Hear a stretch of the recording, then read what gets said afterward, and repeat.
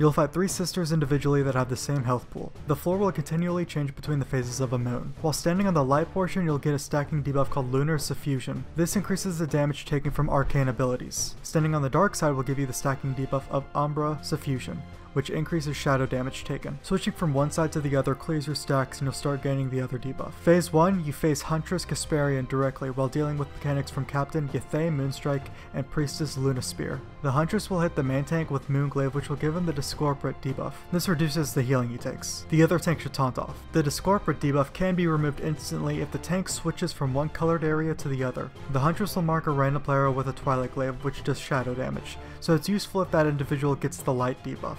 The glaive will first appear as a large red arrow from the boss to warn that player and all others to not stand between them and the boss. It hits its target and goes straight back to the boss. So no one should get hit by this except the main person targeted. During this phase, Priestess Luna Spear will hit random targets with Lunar Strike, which is unavoidable. This deals increased damage with the light debuff, so during this phase you shouldn't get your light debuff stacks very high. She'll also debuff random players with Moonburn. Healers should spot heal these players, and these individuals can drop the debuff if they switch to the other color of the room. Also during this phase, Captain Ythay Moonstrike will shoot out a Twilight Volley at random players. You should move out of this. When the entire floor is one solid color, she'll target a random player with Incorporeal Shot. The damage of the shot is reduced depending on how many players are standing between her and the player. She'll also hit random players with an unavoidable ability called Shadow Shot, which deals increased shadow damage based on the dark debuff. So, try not to get high stacks of that. Between Shadow Shot and Lunar Strike, ray damage can be pretty unpredictable. One might ask, well, if the floor is part dark and part light, why can't I just do the hokey pokey between them and keep my stacks at, let's say, 1? Well, because switching between the debuffs does deal damage to you. Phase 2 begins at 70% health where you'll fight Captain Ythay Moonstrike. There will still be Twilight Volleys around the room which should be dodged. She will not cast Shadow Shot but picks up a new ability called Rapid Shot. She will target a random player with it, and this player should seek out the light debuff because this deals shadow damage. The Captain will call upon Moon Talon, which all DPS should kill ASAP. This bird also needs to be tanked. Huntress Casparian will still cast Twilight Glaive on random players.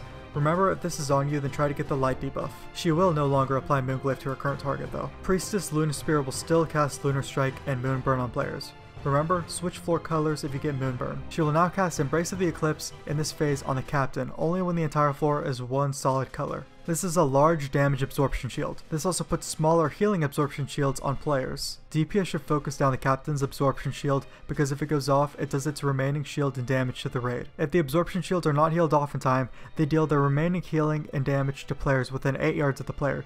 Keep in mind, it does not damage that player itself. If you notice the time is about to run out and your shield is still not healed off, just make sure no one is within 8 yards of you. Phase 3 starts at 40% health where you'll be facing Priestess Luna Spear. Moonburn will still happen from her, so remember, if you get it, switch floor colors. She will no longer cast Lunar Strike, but will cast Lunar Fire. This is the tank swap debuff, which deals arcane damage every 2 seconds for 30 seconds. She gains another new ability called Lunar Beacon. If you get this, you have 6 seconds to move to the side of the room because it drops a Lunar Barrage on an area that silences anyone who stands in it. The Huntress will still cast Twilight Glaive. Remember, if this targets you, then try to get the light debuff. She also gains a new ability called Glaive Storm, which she will only cast when the entire floor is one solid color. She will throw a glaive in the center of the room, which will break apart into smaller glaives that players should avoid. These glaives do arcane damage. On Heroic, during Phase 1, the raid will have to deal with Incorporeal Shot and Embrace of the Eclipse. In Phase 2, Embrace of the Eclipse and Glaive Storm, and Phase 3, Glaive Storm and Incorporeal Shot, and these only happen when the floor is one solid color.